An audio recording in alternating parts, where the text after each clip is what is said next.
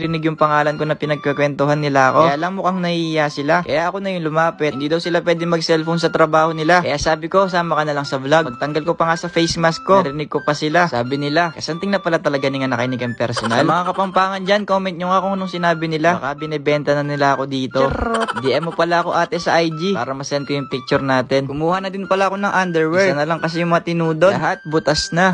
Charot! Sunod nga na pinuntahan ko itong mga sapatos. Matagal ko nang napapanaginipan to mga guys. At habang nagtitingin pa nga ako dito, nakita ko pa yung kaibigan ko. Nahuli ko pa siyang may ka-date. Charot! Kaibigan daw niya yan. Saya nga namin dyan kasi last kita pa namin bago mag-pandemic. Tapos sabi ko sa kanya, mag-hi ka kasi nagbablog ako. Ang dami nga niyang kwento sa akin dyan. Kaso bawal daw sabihin. Tawang-tawa nga kami dyan. Kasi nung isang araw nag 1v1 kami sa Crossfire, natalo niya ako. Pagkatapos nga nung kwentuhan namin, sinukat ko na tong gustong-gusto kong sapatos. Matagal ko nang gusto to. Pero syempre mas gusto kita. Charot! Habang tinitingnan ko nga yung sapatos, sobrang ganda mo. Ay!